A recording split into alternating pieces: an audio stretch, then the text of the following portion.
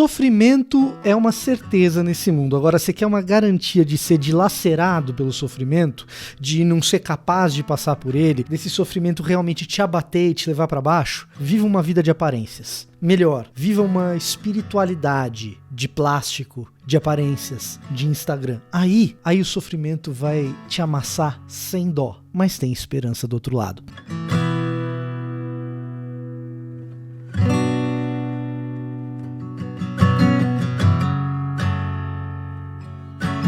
Olá, eu sou o Victor Fontana, esse aqui é o meu canal, ele pode ser um pouco seu também. Para isso basta que você se inscreva nesse canal, ative as notificações, deixe o seu like, o seu comentário, me siga no Twitter e quem sabe também no Instagram. Acabei de falar mal dessa rede social, mas eu tenho conta lá, você pode ir lá no Instagram e me seguir, só digitar Victor Fontana que você me acha, a gente tá por lá também. No Twitter a gente briga, no Instagram a gente se mostra, dando assim bastante motivo para depois ter que pedir perdão, né?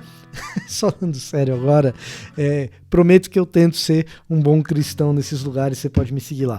E eu queria falar com você sobre isso, sobre essa coisa da espiritualidade de aparências, que pode ser vivida tanto no Instagram, quanto no Twitter, quanto na sua vida pessoal, na sua comunidade local ou em qualquer outro lugar. Espiritualidade de aparências, geralmente ela tem algumas marcas.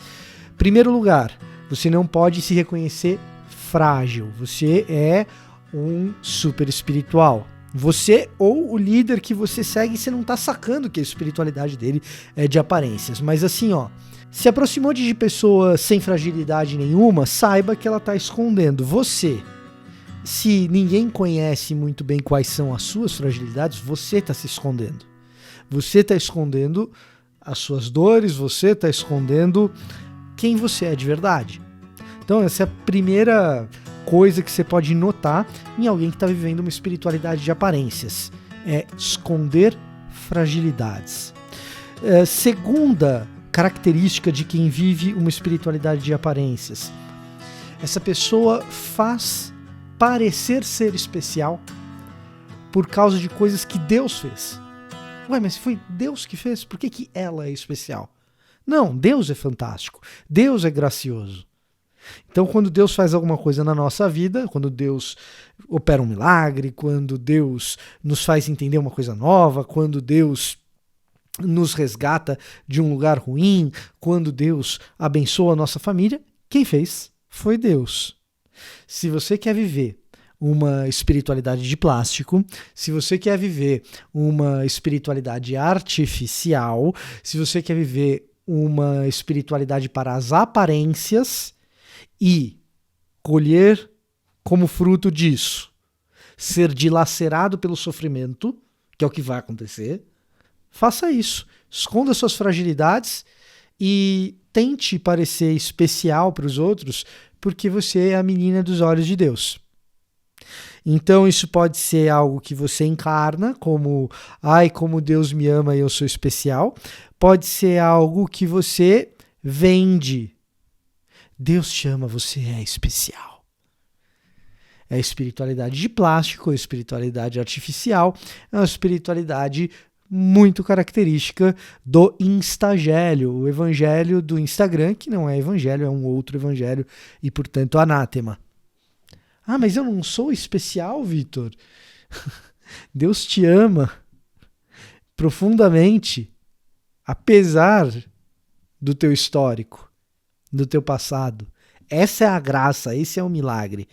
Então você tem fragilidades e você tem que apropriar-se daquilo que Deus faz para fazer você parecer um cara acima no ranking espiritual, na hierarquia do mundo sobrenatural, nas condecorações do Charamanaia. Eu sou o cara, tal. Se o teu líder faz assim, desconfie. Sem fragilidade fazendo essas coisas, então desconfie. Terceira coisa que é uma característica da espiritualidade de plástico, da espiritualidade artificial, para as pessoas verem só. Caçadores de eventos. Eventos espirituais geram espiritualidade eventual. Nunca vou cansar de dizer isso. Por um lado, isso é bom porque gera alguma espiritualidade genuína, mas ela é eventual, ela é efêmera, porque ela pertence ao evento.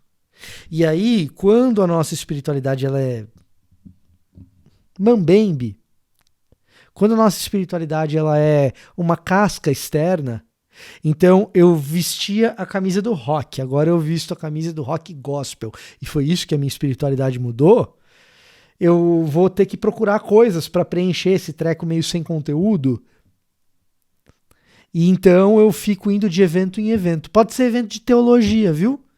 Ah, não, eu tenho conteúdo, os eventos que eu vou são os eventos reformados, blá, blá, blá, blá. O reforchato é tão espiritualmente artificial e vazio quanto o cara da sensação da vez, parede preta, dos eventinhos de querer queimar o coração. Tá? Se a tua espiritualidade depende de você ficar indo de evento atrás de evento, cara, estão aí na mesa as características de uma espiritualidade artificial e de plástico. Absolutamente frágeis. E o que vai acontecer com você? O sofrimento, que é uma certeza, ele vai chegar. Ele chega para todo mundo. Ele vai dilacerar você. Ele vai te arrebentar. Ele vai te atropelar e não vai deixar, como diz o profeta Isaías, vai deixar só um toco. A floresta vai ser arrancada, vai deixar tocos. Não vai sobrar árvore. Nesse toco, Deus coloca uma semente. Existe chance de renovo. Mas é o que vai acontecer. O sofrimento vai te dilacerar. Espiritualidade artificial e de plástico, a hora que o sofrimento chega, ele dilacera. Agora, como eu disse, tem luz do outro lado. E eu queria ler o texto bíblico com você, a partir da Bíblia 365. Você já conhece esse material aqui. Se você ainda não tem a sua, você pode adquirir por meio do link que está aqui na descrição, vai te levar para a Amazon, e você recebe a Bíblia 365 na porta de casa para te ajudar a ler o texto bíblico com frequência. Olha o que o apóstolo Paulo diz à igreja de Corinto na segunda epístola, segunda carta de Paulo aos Coríntios. No capítulo 4, a gente vai ler o versículo 6, versículo 6, o versículo 7, e, cara, a gente vai ler até o versículo 11. Então, do 6 até o 11 é longo, né?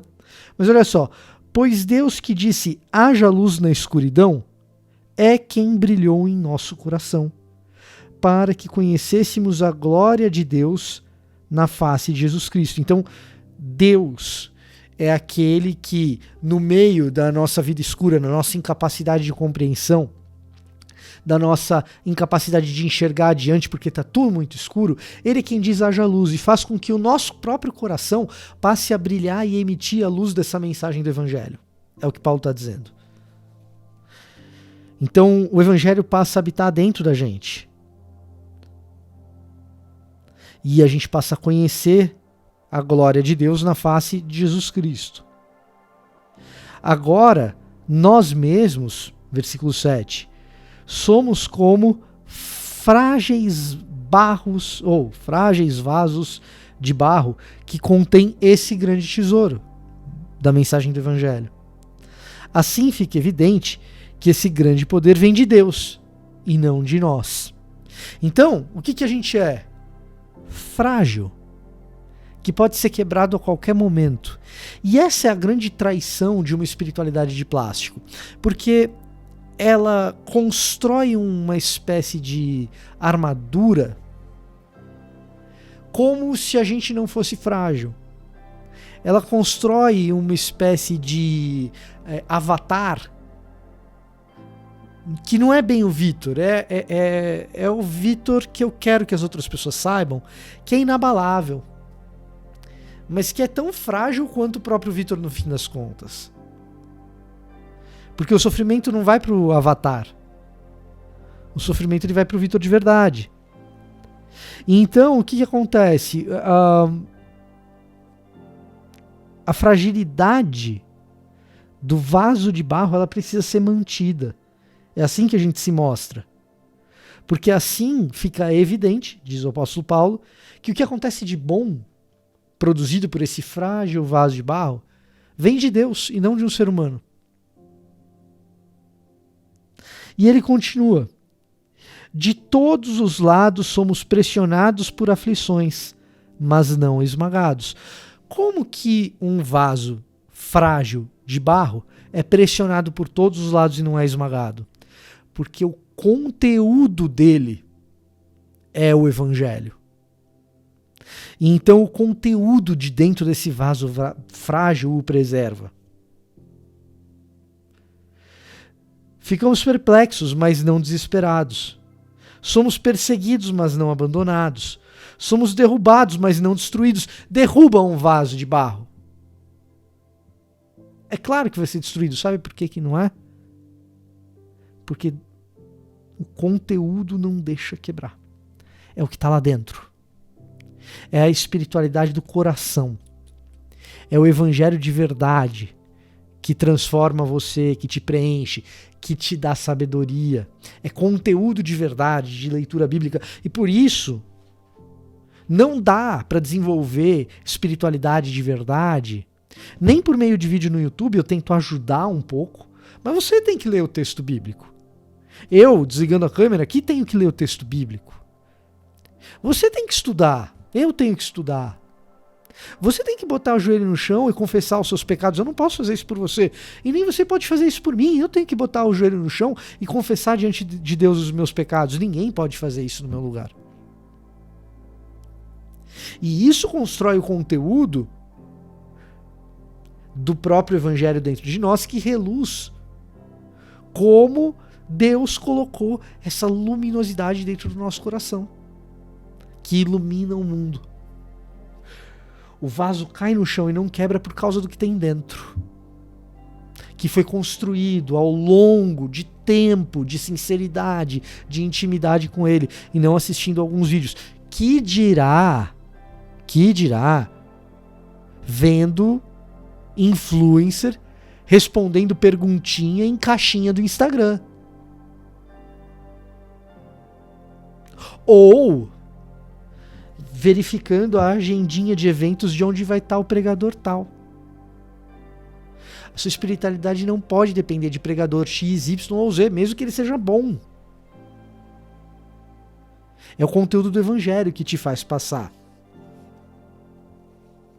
pela pressão por todos os lados e não ser esmagado, pela perplexidade sem que haja desespero, pela perseguição sem que seja abandonado, pela queda sem que se seja destruído. Pelo sofrimento, nosso corpo continua a participar da morte de Jesus, para que a vida de Jesus também se manifeste em nosso corpo. Sim, vivemos sob constante perigo de morte, porque servimos a Jesus, para que a vida de Jesus se manifeste em nosso corpo mortal. O sofrimento é uma certeza. O sofrimento é uma certeza.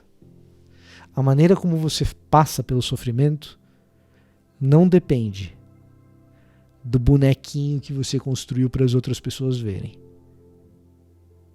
A maneira como você passa pelo sofrimento depende do conteúdo do evangelho dentro de você.